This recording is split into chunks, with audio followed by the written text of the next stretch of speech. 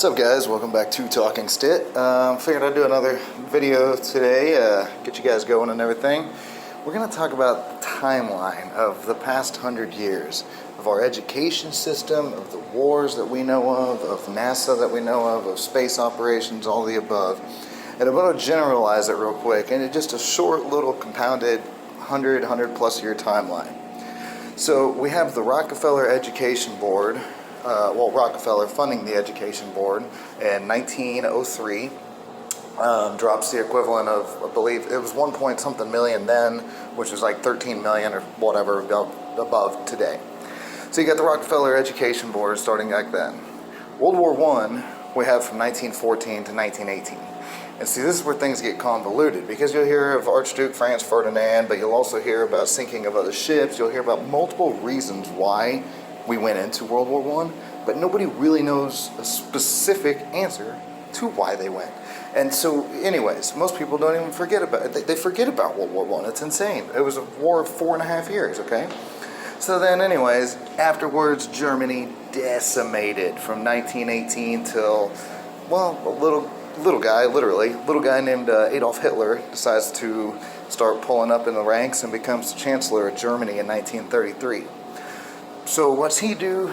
He kind of comes in as like a new messiah almost. When, darkest before the dawn, people needed somebody to help pull them out of the ashes, literally and physically, or literally and metaphorically. So anyways, Hitler helps rebuild the economy, but under false pretenses. It's a false economy. Think of Bill Clinton in the 90s and then the collapse after that in the 2000s. So he rebuilds the economy, 38, 39. Germany, Derek, are you going to talk about when we're going to World War II, when they're invading Poland and shit? No. What we're talking about right here is Germany going down to Antarctica and starting New Schwabenland, whatever you want to call it. 38, 39, all right? So anyways, 1939 becomes an interesting year. Hitler starts invading a bunch of shitloads of places. It starts, unfortunately, the Second World War. We have Volkswagen production starting in 1937, which was built under Adolf Hitler, the People's Wagen, the Volkswagen.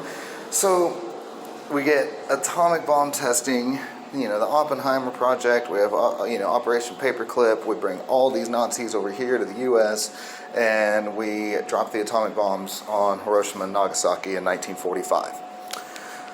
It's ironic, though, because right after we do that, the following year, for an entire almost year, 6 months, 8 months, we have Operation High Jump. So a decade before Operation High Jump is 38, 39, Germany goes to Antarctica.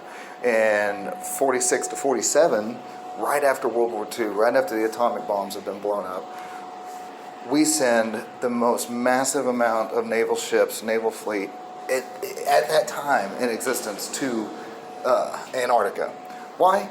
I don't know. Nobody knows. Oh, it's training exercises and we're this and that. Training exercises, shouldn't everybody be happy to be home after the war's over? What the hell are you going to go fly halfway across the world again?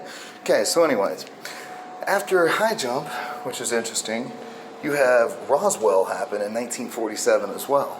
So not only 2 years ago did you have the atomic bombs, then Operation High Jump, so you're going to Antarctica. Then you've got potentially aliens showing up, right? So then you get the start of NASA in 1958, while you had the Russians, the KGB, and everybody doing their things with Sputnik and whatnot. And then all of a sudden, in the middle of the Cold War and the space race, we all decide to create the Antarctic Treaty in 1959. 12 or 13 countries, the most powerful countries in the world, decide that, we're just going to ignore Antarctica and we're not going to let you go there either. It's kind of funny. 1961, we end up having Operation Fishbowl and Operation Dominic. Interesting, I named my newest child Dominic after Operation Dominic. So 1961, we basically have NASA blowing the shit out of the sky. We sent over 60 bombs or whatever you want to call them, if you believe in nukes or atom bombs, whatever. It all comes down, you look into the declassified information, they use the word firmament like a dozen times. So they were trying to hit the firmament, ironically called Operation Fishbowl. It's called that on purpose. 69, NASA lands on the moon, or so we're told, but 68, Kubrick makes 2001: A Space Odyssey. The interesting thing about that is people say, oh, well, that doesn't prove anything. No, it doesn't prove anything. But NASA also realized how good his photos, his cinematography was, and this is fact. They allowed him to start using certain type of cameras that were not available to the public yet. Kubrick was the first to, they always tell you NASA's 20, 30 years advanced ahead of, the regular people. So just kind of put that in your back pocket, because then you get the 60s, you got Star Trek coming out, you got the 70s, you got Star Wars, but Star Wars came out 3 years after the last moon mission. So what happened? What happened? It's kind of funny because it's like we lost interest. If you think of the movie Toy Story, if you've ever watched that, Toy Story 2, and Woody all of a sudden finds out that, holy crap, I was on a TV show, and I was, this franchise, and there was more than, I'm not just a standalone toy, I'm this big thing. And so then he finds out that, he was this cowboy TV show, and everything was the biggest thing in the world in the 50s, right? And then guess what? 60s, in the 50s, late 50s, everybody wants to get in on the space race. So that's why Buzz Lightyear came on to Toy Story. Ironic, Buzz Lightyear, Buzz Aldrin, But my point being is, just as quickly as they were fascinated with the idea of cowboys and Indians and all that back in the 50s, 40s, John Wayne era, then all of a sudden it turned to 60s, it's sci-fi time. We got to keep people's imagination going.